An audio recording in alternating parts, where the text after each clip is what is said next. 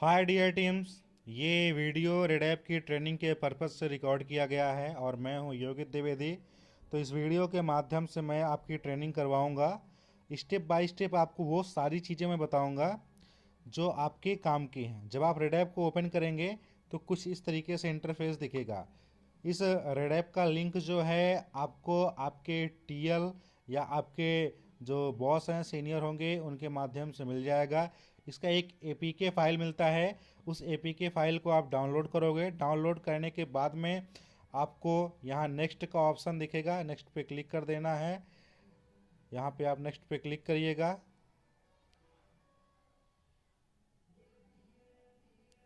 उसके बाद यहाँ पे आप देख रहे हैं दो ऑप्शन आता है। एक आता है यूज़र नेम का, दूसरा आता है पासवर्ड का। यूज़र नेम मीन्स आपको एक आईडी मिली होगी बना करके कि आपकी आईडी है, इस पर आपको काम करना है, वही आपका यूज़र नेम होता है।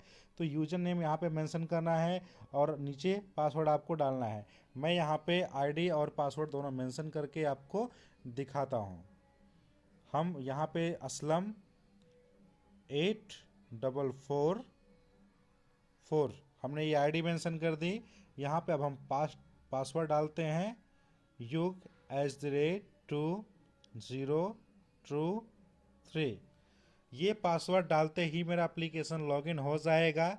लेकिन जब आप फर्स्ट टाइम लॉगिन करोगे तो आपको पासवर्ड चेंज करने के लिए बोलेगा। सबसे ऊपर आपको लिखा होगा ओल्ड पासवर्ड। तो जो पासवर्ड आपको आपके बॉस की तरफ से, कंपनी की तरफ से आपको मिलेगी, वो डालना है। न्यू पासवर्ड में आप अपने हिसाब से एक नया पासवर्ड सेट करिएगा। उसके बाद नीचे कंफर्म पासवर्ड होता है, वो डालिएगा। उसके बाद में आप लॉगिन करिएगा, चेंज करिएगा। जब चेंज कर दोगे तो आपका रेडऐप वापस से लॉग आउट होगा।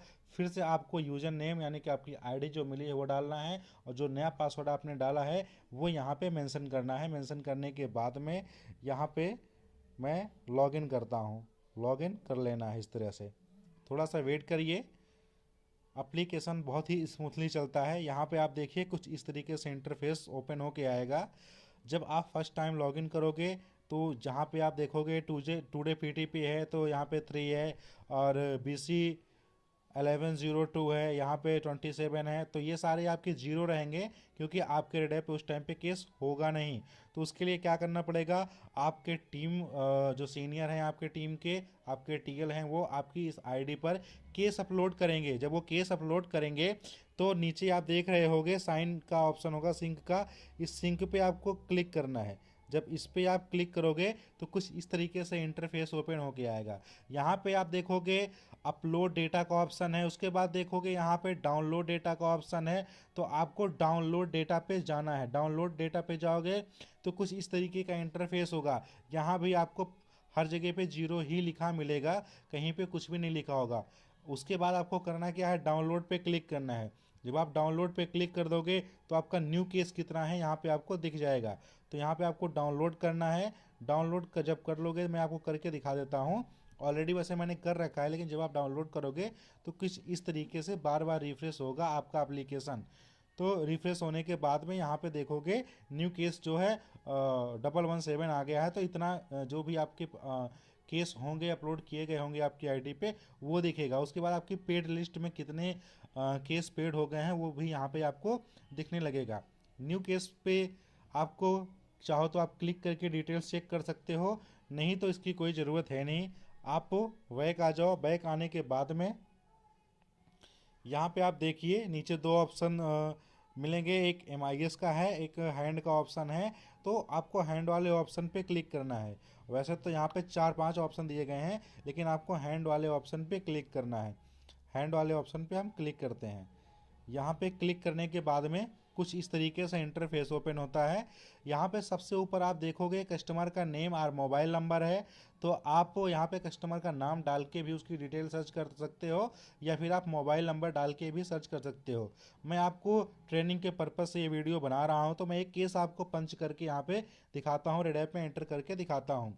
यहाँ पे मैं आपको कोई भी एक केस ले लेता हूँ।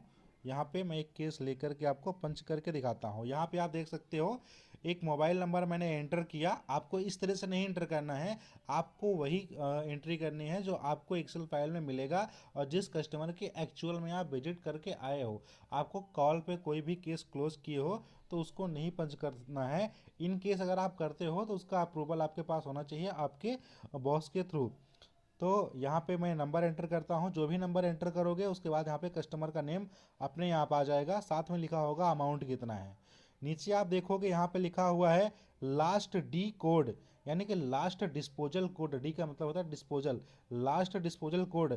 अगर आपने इसी मंथ में कोई केस यहाँ पे पंच किया होगा और उसमें कोड आपने डाल रखा होगा, जैसे एनएसए होता है एड्रेस नॉट फाउंड, आरटीपी होता है रिफ्यूज टू पेमेंट, पीटीपी होता है प्रॉमिस टू पे, तो ऐसे कुछ कोड होते हैं। कोड की ट्रेनिंग आपके टीएल आपको दे देंगे।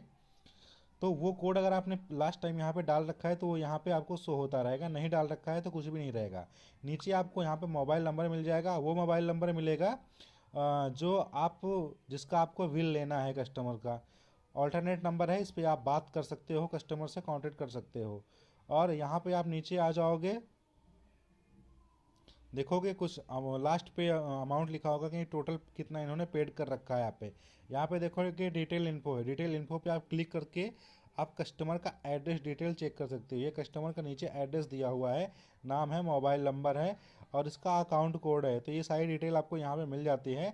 एड्रेस वगैरह आप यहाँ से चेक कर सकते हो। नीचे यहाँ पे मोबाइल नंबर भी मिल जाएगा आपको कस्टमर का कॉलिंग के लिए, बात करने के लिए।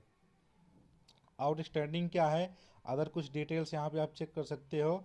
एक्स्ट्रा क्या है, वैसे इन सब चीज़ों की नीड आपको होती नहीं है, जो मेन है वो मैं आपको बता रहा हूँ। यहाँ पे आप आओगे, यहाँ पे देखोगे डिस्पोजल कोड है, डिस्पोजल कोड पे क्लिक करना है। सपोज आप एक कस्टमर की विजिट करते हैं, ठीक है, आपने विजिट किया। विजिट करने के बाद में आपको कस्टमर बोलता है कि मैं पेमेंट देने के लिए तैयार हूँ लेकिन अभी नहीं दे पाऊँगा, मैं आपको 2 दिन बाद पे करूँगा। तो आप पीटीपी कोड का यूज़ करेंगे। पीटीपी पे आप क्लिक करेंगे। क्लिक करने के बाद में नीचे आएंगे, यहाँ आपसे पूछ रहा है कि राइट पर्सन कॉन्टेक्टेड है, तो आप यस आर नो, मतलब कस्टमर खुद मिला है या कोई और मिला है। तो आपको पीटीपी अगर मिली तो कस्टमर खुद मिलेगा, तभी बोलेगा पे करने के लिए। तो आप यस पे क्लिक करिए। यस पे क्लिक करेंगे, पीटीपी अमाउंट कितना है, तो कस्टमर का बिल यहाँ पे 5,000 का है। बिल वो कितना पे कर रहा है, 3,000 कर रहा है, 2,000 कर रहा है, वो आप लिखिए। यहाँ पे मैं जैसे डाल देता हूँ कि कस्टमर 45 रुपये पे कर रहा है, ठीक है। ये अमाउंट मैं यहाँ पे डाल देता हूँ कितना ये पे करेगा। पीटीपी डेट, यानी कि पीटीपी डेट आप कब वो पे करेगा, जैसे आप कोई एक डेट यहाँ पे आप डाल सकते हो। मैंने एक डेट ले लिया।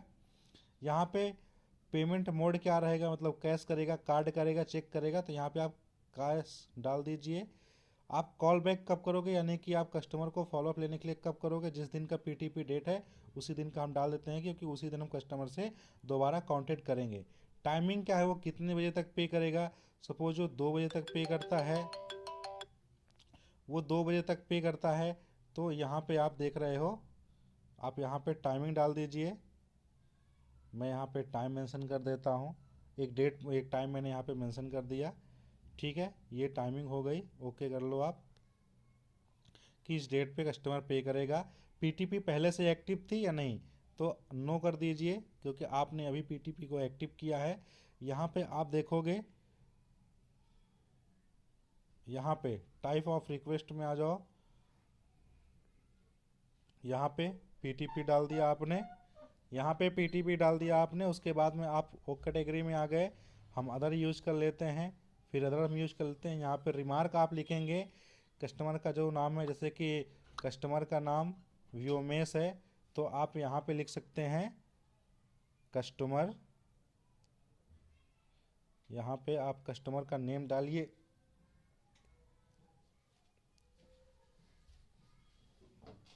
व्योमेश की विजिट किया,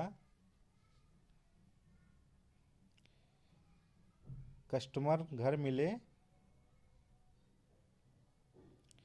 कस्टमर घर मिले,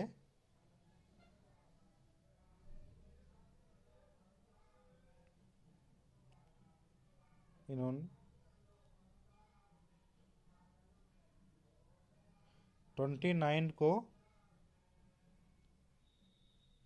पेमेंट करने के लिए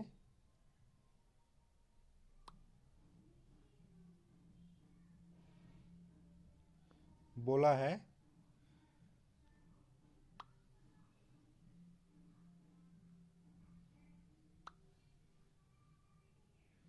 हाउस नंबर 412 है। ये चीज़ आप मेंशन कर सकते हो, मैंने बिना हाउस नंबर देखे मेंशन किया हुआ है, ठीक है। तो यहाँ पे आप हाउस नंबर मेंशन कर सकते हो। ये फॉर एग्जांपल मैं आपको एक दिखा रहा हूँ कि इस तरह से आपको पंच करना है, ठीक है। ये आप डाल करके यहाँ पे आप देखोगे राइट मार्क है, इस पर आपको क्लिक करना है ऊपर में, यहाँ पे कर दोगे। आपसे पूछता है do you want to submit, तो ओके पे क्लिक कर दो। ओके पे क्लिक कर दोगे, यहाँ पे देखो ये एक केस हमारा पंच हो चुका है। तो इस तरीके से आपको पंच करना है, ठीक है। दूसरा केस मैं आपको सिखा देता हूँ कैसे पंच करना है। सपोज एक कस्टमर है जिसका एड्रेस आपको नहीं मिला है। मैं कोई दूसरा केस ले लेता हूँ यहाँ पे।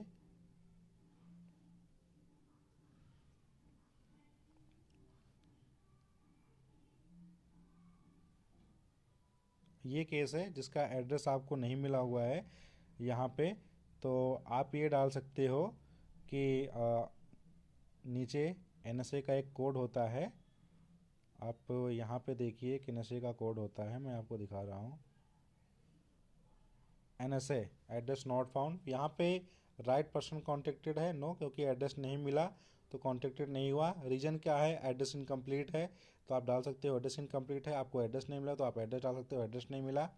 उसके बाद में यहाँ पे आ जाइए क्रॉस वेरिफिकेशन में। आप गैस एजेंसी थी, वहाँ पे कोई एजेंसी थी, नेबर था या अदर था, तो मैं नेबर या अदर यूज कर लेता हूँ। यहाँ पे आप लिख सकते हैं कि जैसे customer given address not found and alternate number not contactable, my last found address Mata Mandir Bikaner. तो इस तरह से आप देखिए एक कोड मैंने यहाँ पे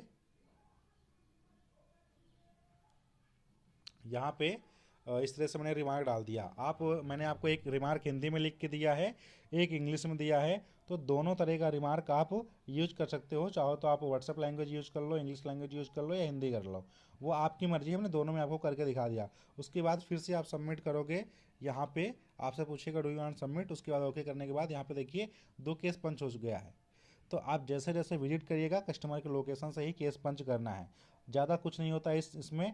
शाम को सुबह डेली ये आपको 9 बजे के पहले लॉगिन करना होता है, और अपनी ड्यूटी ऑफ करने के बाद में आप इसको लॉग आउट कर सकते हो। लॉग आउट करने के लिए 3 डॉट पे जाइए, आपकी आईडी ऊपर शो करेगी, यहाँ पे नीचे आके आपको लॉग आउट कर देना है। ये डेली बेस पे आपको करना होगा, सुबह लॉगिन करना है, शाम को लॉग आउट करना है। आई होप टीम की ये चीज़ आपके समझ में आ गई होगी। तो ऐसे ही आपको रेड ऐप पे काम करना है।